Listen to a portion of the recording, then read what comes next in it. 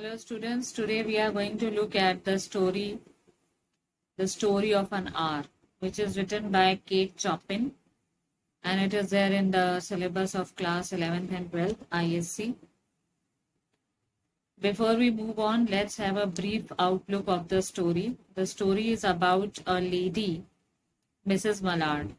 When she is informed initially in the story that her husband, Brentley Mallard, has died in an accident. Initially, she was shocked and she wept a lot. Then she closed herself in a room where she immediately realized that now she is free. Her body, her soul is free from the clutches of the authority of her husband. She seems to be quite happy of this new experience. Josephine, her sister, feared that maybe she may do something wrong with herself. She knocked the door of Mrs. Mallard. Both the sisters they came downstairs. Mrs. Mallard was walking as if she was the queen of victory, the goddess of victory. But when both the sisters they descended down the stairs, they found Brentley Mallard, the husband of Mrs. Mallard, alive. He had never died. At the sight of her husband, immediately Mrs. Mallard dies of heart attack due to shock. And when the doctors called in, he says that she had died due to the joy that kills. So this is the theme line of the story, or the storyline of this story, in which within an hour what happens, how incidents change, and how the life of an individual changes within a span of 1 hour is shown in this story. Knowing that Mrs. Mallard was afflicted with a heart trouble, great care was taken to break to her as gently as possible the news of her husband's death. Now, everyone in the family knew that Mrs. Mallard was a heart patient, and so they had to very delicately and very slowly give her the bad news of her husband's death. So, care was taken of it. It was her sister Josephine who told her in broken sentences, veiled hints that revealed in half concealing. Her husband's friend Richards was there too, near her. It was he who had been in the newspaper office when intelligence of the railroad disaster was received, with Brentley Mallard's name leading the list of killed. He had only taken the time to assure himself of its truth by a second telegram and had hastened to forestall any less careful, less tender friend in bearing the sad message. So her sister Josephine was there, and she was telling her the news in half broken sentences with hidden hints so that she may come to know what has happened to her husband. Their family friend, that means the husband's friend Richard, was also present there. He was in the newspaper office when he got the news of this road accident. He was not able to believe the news, and so he waited. He took time to confirm the news, because in the list of the people who were killed in the road accident, Brentley Mallard, the husband of Mrs. Mallard's name, was in the list of the dead people. But he wanted to confirm. So Mr. Richard was waiting for a second telegram. When a second telegram came, so he immediately rushed to the house of the Mallards in order to tell them very carefully, especially Mrs. Mallard, very carefully about the news. She did not hear the story as many women have heard the same, with paralyzed inability to accept its significance. She wept at once with sudden, wild abandonment in her sister's arms. When the storm of grief had spent itself, she went away to her room alone. She would have no one follow her. As soon as she heard the news, she did not want to hear the rest of the story, whatever happened, as many people try to know what happened, how it happened. But as soon as she came to know that her husband had died in the accident, she immediately broke down. She wept tears, and you can say Wild abandonment means she left herself free in her sister's arms and started weeping a lot. When this terrible storm of weeping and grief had subsided, she went to her room and closed herself in it. She did not want anybody to follow her. There stood facing the open window a comfortable, roomy armchair. Into this she sank, pressed down by a physical and exhaustion that haunted her body and seemed to reach into her soul. Now, when she entered her room, there was an open window, and there was a spacious room and an armchair where she threw herself into the armchair. She pressed herself in such a way as if she was physically very much tired due to this grief. And this entire grief had haunted her body in such a way as if this exhaustion is entering into her soul. So she seemed very much tired due to the grief. She could see in the open square before her house the tops of trees that were all quiver with the new spring life. The delicious breath of rain was in the air. In the street below, a peddler was crying his wares. The notes of a distant song which someone was singing reached her faintly, and countless sparrows were twittering in the leaves. So, in the square window, she could see several things. She could see the tree tops, which were quivering. That means they were shaking due to the spring winds. Then, some rain was falling down, so the smell of that rain was coming through the air. She could see a peddler who was selling things by crying out about the things to the people. Then she could hear a note of a song which was sung by somebody, and that faint voice was falling into her ear.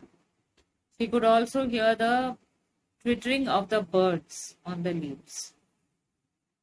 There were patches of blue sky showing her here and there through the clouds that had met and piled one above the other in the west facing her window. When she looked into the sky, she could see some blue sky which was peeping through the white clouds, and those clouds had piled one over the other in such a way that as if it would rain a lot. So she could see the blue color of the sky also peeping through the clouds. She sat with her head thrown back upon the cushion of the chair, quite motionless except when a sob came up into her throat and shook her, as a child who has cried itself to sleep continues to sob in its dreams. Now she was sitting in the armchair with her head thrown back into the cushion of the chair, and she was sitting motionless, no motion, no expressions on her face, except for sometimes a sob came through her mouth when she felt like crying through her throat. So it seemed as if a child who was sleeping and having a bad dream and used to sob in between. It seemed as if like that. She was young with a fair, calm face whose lines bespoke depression and even a certain strength, but now there was a dull stare in her eyes, whose gaze was fixed away off yonder on one of those patches of blue sky. It was not a glance of reflection, but rather indicated a suspension of intelligent thought. Now here they are describing her that she was young with a fair complexion and a calm face, and the lines of her face spoke out that she had been living a life of repression, that means under submission, and had some strength in herself. But now, when looking into her face, a dull stare was there in her eyes because she was just staring constantly at that blue sky in the blue color of the sky through her window. But didn't seem as if it was a glance of reflection, just seeing and then looking here and there. It was as if the look was in such a way that all her intelligence has gone away due to the grief. There was something coming to her, and she was waiting for it fearfully. What was it? She did not know. It was too subtle and elusive to name.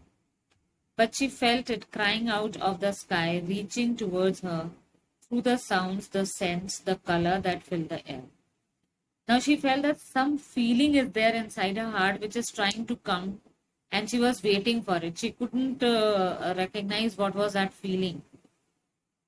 And so she felt that some type of feeling is coming into her heart right from the sky and reaching out to her through the sounds, the scents of the rain, and all the color that filled the air. All those things were in a way giving her some message which was reaching into her heart. Now her bosom rose and fell tumultuously. She was beginning to recognize this thing that was approaching to possess her, and she was striving to beat it back with her will, as powerless as her two white, slender hands would have been. When she abandoned herself, a little whispered word escaped her slightly parted lips. She said it over and over under her breath, free, free, free. The vacant stare and the look of terror that had followed it went from her eyes. They stayed keen and bright. Her pulses beat fast, and the coursing blood warmed and relaxed every inch of her body. Now, what happened? She felt that as if her bosom is rising and then following very fast. That means her heartbeat is going very fast. And she wanted to recognize the thing that was coming to her simultaneously. That thing was trying to possess her from inside. She was trying to beat back that feeling that was coming into her, but with a weak effort. It seemed as if her slender or thin hands could not fight back with that feeling. Now, when she left herself and she could not then fight against that feeling, something whispered into her ear, and then her lips started moving with partition in them, and that was free, free, free. So the vacant state and the look of terror that had followed it went from her eyes. Now that vacant look in which nothing she could not understand what to do, and the terror that was inside her, all was going away from her eyes. And the eyes had brought back the bright color inside them, and her pulses and her heartbeat, they started beating very fast. She did not stop to ask if it were not a monstrous joy that held her. Now she could not stop herself asking, was it a joy that I am feeling? A clear and exalted perception enabled her to dismiss the suggestion as trivial. She knew that she would weep again when she saw the kind, tender hands folded in death, the face that had never looked save with love upon her, fixed and crazy and dead. Now she was feeling happy. That was a clear, exalted. Exalted means a happiness feeling that was, you can say, blooming inside her. But she knew this joy will be temporary when she would see the dead body of her husband with their hands folded, and she would again weep. She would again cry. And she remembered that the face that had never looked at her with love. It was always a, you can say, stern look from her husband that she always got in her life. But she saw beyond that bitter moment a long procession of years to come that would belong to her absolutely. Now she said that when this time will pass off, still she will have long years ahead in which she would be living a life of her own. That would be her own life, absolutely free. Her own life, nobody to you can say, put an authority over her. And she opened and spread her arms out to them in welcome. Immediately she opened both her arms in order to welcome those times that would come in front of her. There would be no one to live for her during these coming years. She would live for herself. There would be no powerful will bending hers in that blind persistence, which with men and women believe they have a right to impose a private will upon a fellow creature. A kind intention or a cruel intention made the act seem no less a crime, as she looked upon it in that brief moment of illumination. Now she said that now there would be no one to live for her. She would be living all by herself. And the feeling that comes in a life partner when men and women they live together, some or the other, both of them have got a feeling that they are having a will or a power to overpower the fellow creature or to just feel an authority over that creature. Now, that authority would never be imposed on her, and whether that intention would be a kind or a cruel intention, she would be free of all those feelings. And yet she had loved him sometimes, often she had not. What did it matter? What could love, the unsolved mystery, count for in the face of this possession of self assertion, which she suddenly recognized as the strongest impulse of her being? Now, here she realized that she had sometimes loved her husband, sometimes she could not love him because of his harsh behavior. But what would those feelings mean then? In those years, which would be of her own, she would be living all by herself in freedom without any repression on her. And that would be a feeling of self assertion, which she certainly recognized would be a strong impulse for her. Free body and soul free. She's started whispering in her own that her body is now free and her soul is also free. Josephine was kneeling before the closed door with her lips to the keyhole, imploring for admission. Lucy, open the door. I beg, open the door. You will make yourself ill. What are you doing, Lucy? For heaven's sake, open the door. Now, Josephine, her sister, was quite afraid that maybe Lucy would do something with herself. Lucy is Mrs. Mallard only. So she was keeping her lips towards the keyhole, and from there she was giving a voice so that the voice could be heard by her sister. She said that, Lucy, please open the door. You may become ill if you keep yourself in such a grief. What are you doing? Open the door. Go away, I'm making myself ill. I'm not making myself ill. No, she was drinking in a very elixir of life through that open window. She answered her sister that you go away, I'm not making myself ill. Actually, she was drinking that wine of joy that she would be enjoying throughout her life. Through that open window, she was getting that message. Her fancy was running riot along those days ahead of her, spring days, summer days, and all sorts of days that would be her own. She breathed a quick prayer that life might be long. It was only yesterday she had thought with a shudder that life might be long. Now, this fancy, this imagination that was coming in her mind about the long years that would be ahead of her, in which she would be living only for herself. Summer days, spring days, autumn days, all those days would be her own. Till yesterday, she was thinking that with a shudder of fear that life would be long. But now she was happy to realize that her life would be long enough freedom.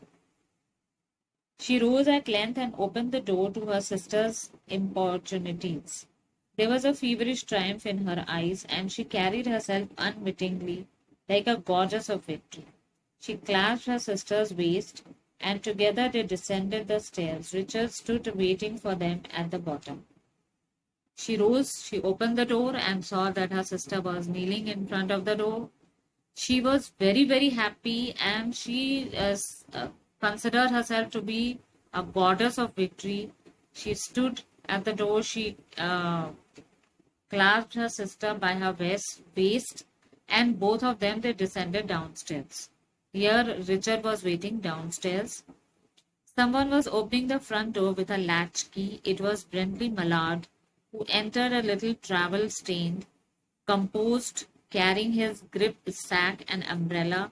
He had been far from the scene of accident and did not even know there had been one. He stood amazed at Josephine's piercing cry. at Richard's quick motion to screen him from the view of his wife.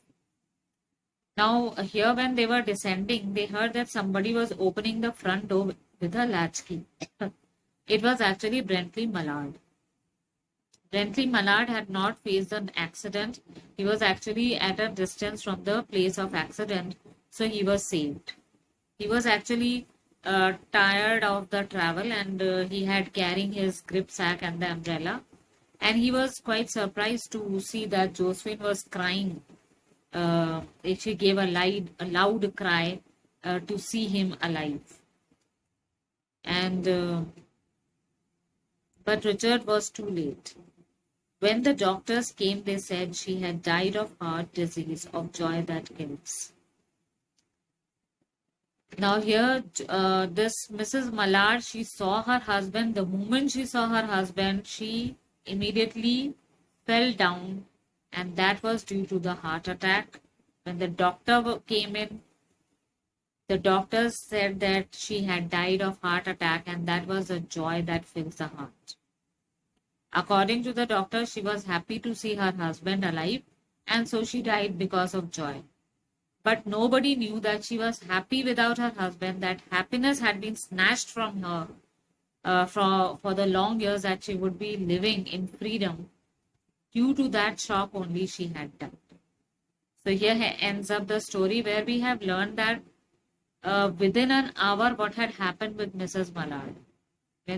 From the time when she received the news of her husband's death, she was crying when she entered into her room, and she looked at the blue sky, and she heard the voices of the birds and the song of a person singing from a distant place.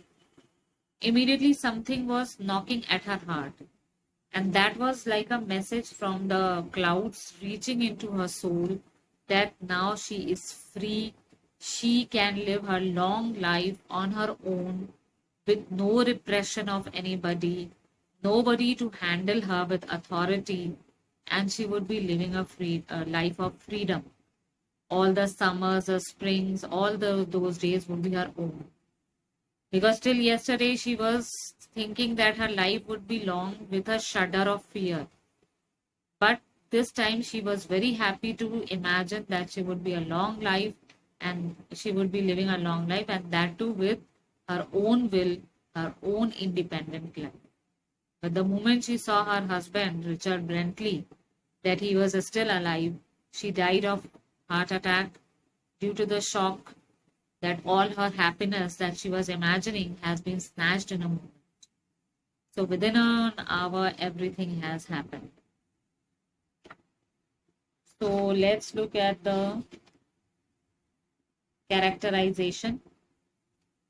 Louis Mallard, this main lady, is the main protagonist of the story. So this shows that she is simply a married woman, and she is suffering with heart attack, and so the news of her husband's death was given to her very slowly and very carefully. And the moment she heard about her husband's death, she was crying with grief. And she was a woman who was trapped in marriage. She had been dominated by her husband, Brentley Mallard, who never loved her, and he always gave her a shrewd look. So the moment she heard about her husband's death, immediately she fell into grief. She cried with grief, but later she realized that now she will have a long life of her own, her independent life in which she would be free. So she became a strong and self-asserting woman. She was happy to realize that now she would be an independent woman, a self-assertive woman. But the moment she saw her husband, all her dreams were shattered. Josephine, she was Mrs. Mallard's sister. She was very caring, and she loved her sister so much that the moment Mrs. Mallard went to her room, Josephine came towards her door, closed door, and she told her that please open the door, don't make yourself ill, and You should come with me. So she was quite concerned about her sister. Brentley Mallard, he was Louis Mallard's husband, and whose death was pronounced by Richard, the friend of her husband, of Mrs. Mallard's husband. So Brentley appeared in person only in the end, but Louise, she thought that her own found freedom has been snatched by her husband again, and she died seeing him. So the theme is self-discovery and identity. When Mrs. Mallard realized that now she is an independent woman and now she can live her own life, there's nobody to dominate her, then she would be a happy person. But as soon as she saw her husband, she died. So role of women in marriages, conventions of marriage, all those rules and regulations have to be followed by each and every woman in marriage. They have to follow their husband's rules. So she was unsure whether or not they had been a happily married couple or not. And the confinement in marriage had made her shudder when she thought till yesterday that she would be living a long life under such a repression under her husband. But as soon as she came to know that he has died, she realized her own inner happiness and her own inner freedom. So it was just like a rebirth for her. She now realizes that there would be no powerful will who would bend her according to his own will. Because sometimes the partners, they think the other partner to be their private property and they try to dominate over them. So Chopin seems to be making a comment on 19th century marriages which granted the man the right to own and dominate the woman. So here she has shown it very clearly, because as soon as Mrs. Mallard discovered her own inner freedom and happiness, that happiness was snatched by the sight of her alive husband, Brentley Mallard. So hope this story is clear to you all. If you have understood it, press the like button and subscribe to our channel. We'll come up with more dramas and stories and poems. Thank you.